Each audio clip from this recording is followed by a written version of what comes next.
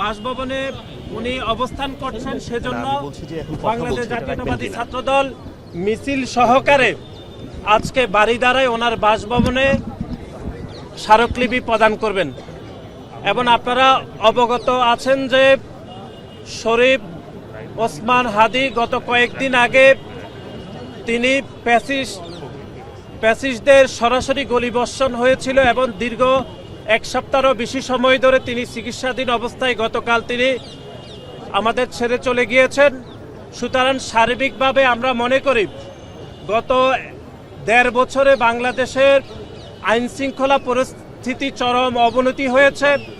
বারবার বাংলাদেশ জাতীয়তাবাদী ছাত্রদলের পক্ষ থেকে আইনশৃঙ্খলা পরিস্থিতিকে উন্নতি করা এবং একটি গণতান্ত্রিক বাংলাদেশের স্বপ্নে আমরা যখন একটি জাতীয় নির্বাচনের দিকে একদম এগিয়ে যাচ্ছি, ঠিক তখনই শরীফ ওসমান হাদিকে গুলি করে বাংলাদেশের গণতান্ত্রিক ব্যবস্থাকে নস্যাৎ করার এক ধরনের অপচেষ্টা চলমান রয়েছে।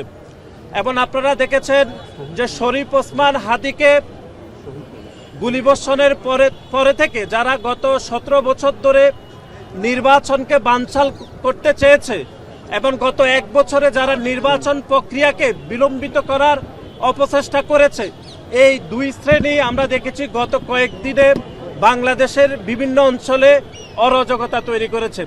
শুধু অরাজকতা তৈরি করে নাই, ওসমান হাদির মৃত্যুকে কেন্দ্র করে বাংলাদেশের বিভিন্ন প্রতিষ্ঠানে তারা হামলা করেছে।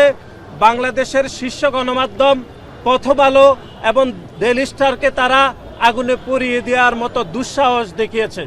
সুতরাং সার্বিকভাবে আমরা মনে করি আইন শৃঙ্খলা পরিস্থিতি চরম অবনতি হচ্ছে এবং সার্বিক সকল বিষয়ে যারা হত্যা করেছে তাদের বিচারের দাবি এবং আগামীর যে গণতান্ত্রিক বাংলাদেশ, সে বাংলাদেশের কে যেন বাধাগ্রস্ত না করতে পারে, সেজন্য আজকে আমরা স্মারকলিপি প্রদান করব। সার্বিক সকল বিষয়ে এখন আপনাদের সম্মুখে বক্তব্য রাখবেন বাংলাদেশ জাতীয়তাবাদী ছাত্রদল কেন্দ্রীয় সংসদের বিপ্লবী সভাপতি জনাব রাকিবুল ইসলাম রাকিব।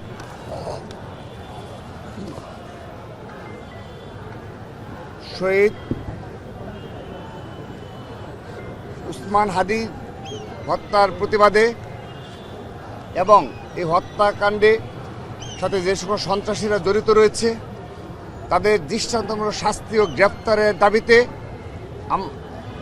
স্বরাষ্ট্র উপদেষ্টা বরাবর স্মারকলিপি প্রদানের আজকের এই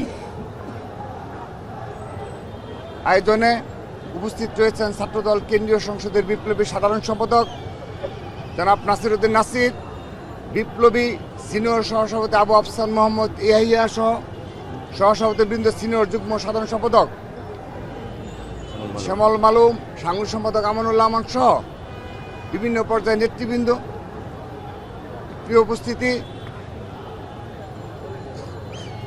শহীদ ওসমান হাদি শুধুমাত্র একজন জুলাই যোদ্ধা নয়, তিনি একটি আধুনিক বাংলাদেশ বিনির্মাণে এবং ৫ আগস্ট পরবর্তী গণ অভ্যুত্থানের চেতনায় যে বাংলাদেশ শহীদদের রক্তের বিনিময়ে যে বাংলাদেশ বিনির্মাণ প্রয়োজন, যে সততার বাংলাদেশ বিনির্মাণ প্রয়োজন, সেই বাংলাদেশ বিনির্মাণে শহীদ ওসমান হাদি একজন বীর হিসাবেই তার সপ্রতিভ উপস্থিত ছিল এবং জুলাই আগস্টের ৫ আগস্টের পরবর্তী থেকে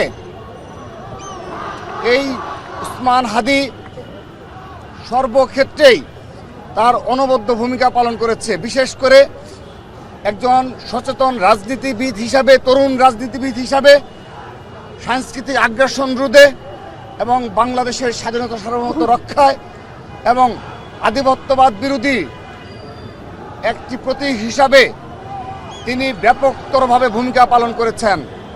কিন্তু দুর্ভাগ্যের বিষয়, সেই ফ্যাসিস্টরা এবং তার প্রত্যক্ষ ইন্ধনে আজ আমরা আমাদের সেই সহযোদ্ধাকে হারালাম। সেজন্যে আমরা আজকের এই স্মারকলিপি প্রদান অনুষ্ঠানে প্রথমেই শহীদ ওসমান হাদির আত্মার মাগফিরাত কামনা করছি এবং তার শোকসন্তপ্ত পরিবারের প্রতি সমবেদনা জ্ঞাপন করছি এবং আমরা প্রতিজ্ঞা নিচ্ছি যতদিন উসমান হাদির সন্ত্রাসীদের হত্যাকারীদের গ্রেপ্তার করতে না পারবে ততদিন ছাত্রদল রাজপথে থাকবে, ততদিন ছাত্রদল কর্মসূচি নিয়ে রাজপথে অবস্থান করবে। সেই সাথে আমরা শহীদ উসমান হাদি সহ অপর যারা জুলাই যোদ্ধা রয়েছে, রাজনীতিবিদ রয়েছে, তাদের নিরাপত্তার দাবি করছি। সেই সাথে এই উসমান হাদির শাহাদাত বরণকে কেন্দ্র করে যারা ভোলা পানিতে মাছ শিকারের নিমিত্তে গতকাল সারা রাত ব্যাপী তাণ্ডব চালিয়েছে, তাদের বিরুদ্ধে আমাদের সুস্পষ্ট অবস্থান।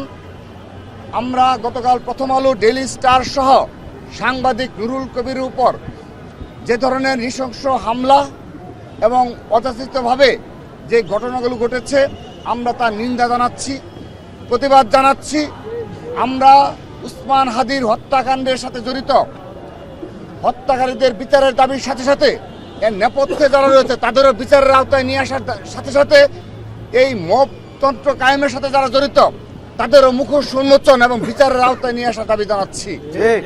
বাংলাদেশ থেকে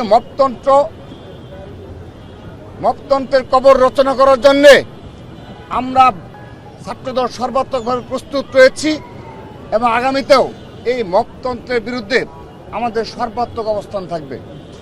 সবাইকে ধন্যবাদ জানাচ্ছি। সাংবাদিকবৃন্দ, আপনারা উপস্থিত হয়েছেন। আমরা এখন আমাদের সেই স্মারকলিপি প্রদানের জন্য যে আমাদের বাড়ি দ্বারা বাসভবন অভিমুখে যে যাত্রা, আমরা সেটি এখন শুরু করব। আমরা টিএসসি, আমরা দুয়েল চত্বর অভিমুখ হয়ে আমরা বাড়িধারা অভিমুখে আমরা বাড়িধারা অভিমুখে যাত্রা শুরু করব। সবাইকে ধন্যবাদ।